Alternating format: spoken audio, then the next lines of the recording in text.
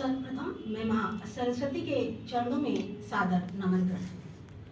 साथ ही मैं ईश्वर के समक्ष शीश नवाकर उन्हें धन्यवाद देती हूँ कि उन्होंने मुझे आज ये अवसर प्रदान किया कि मैं यहाँ पर खड़ी हो सकी। साथ ही समृद्ध मंच को भी मैं नमन करती हूँ और सभागार में उपस्थित सभी विद्वजनों और सुधीजनों को भी मैं नमन करती हूँ। जैसा कि संचालक महोदय ने आपको बताया कि एक पुस्तक है एक नया प्रकाश काव्य संग्रह है और दूसरी पुस्तक जो है वह है आलेख संग्रह उदात्त चेतना। ये उदात्त चेतना के बारे में मैं थोड़ा सा आपको बताना चाहूंगी। औदात्य ये मेरे शोध का भी विषय रहा है। 1999 में मैंने एक पुस्तक पढ़ी थी जो कि पाश्चात्य काव्यशास्त्री लॉन्जाइनस ने लिखी थी। पाश्चात्य काव्यशास्त्री थे तो उन्होंने अंग्रेजी में उस उदात्त शब्द की व्याख्या की और उसकी व्याख्या करते हुए वे लिखते हैं उदात्त का अंग्रेजी जो शब्द है वह है सबलाइम।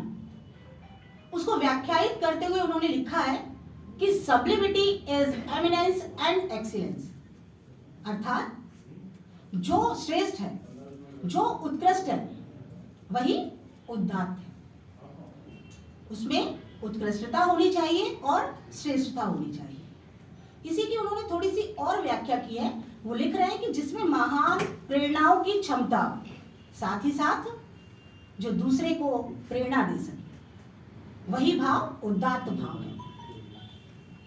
अब भारतीय काव्यशास्त्री उसको किस रूप में देखते हैं? जो श्रेष्ठ है, जो महान है, जो उदार है, वह उदात्त है। जो भव्य है, सुंदर है, विशाल है, वह उदात्त है।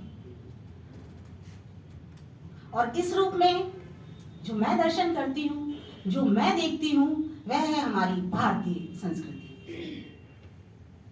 भारतीय संस्कृति जिन भावों पर अवलंबित है, जिन विचारों पर अवलंबित है, वास्तव में उदात्त ही।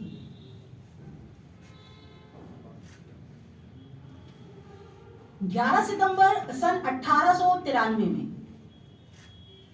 यूएसए में शिकागो जो सम्मेलन हुआ, उसमें स्वामी विवेकानंद जी वहां पहुंचे और उन्होंने इसी उदात्त भाव को जब वहां व्यक्त किया तो उस उदात्त भाव ने सभी के हृदय को स्पंदित किया।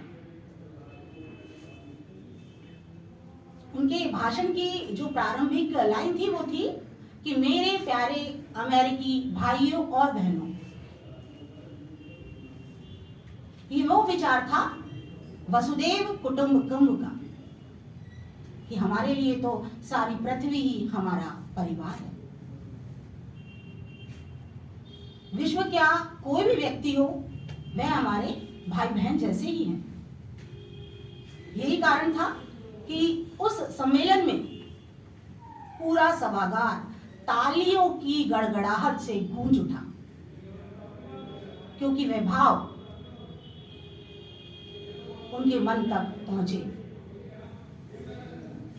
भारतीय संस्कृति की जब बात आती है तो ऐसे भाव, ऐसे विचार मुझे किसी और संस्कृति में देखने को नहीं मिलते। आयम निजा परोवेति गणना लघुचेत साम उदार चरिता नाम तु वसुदेव कुटुंबकम।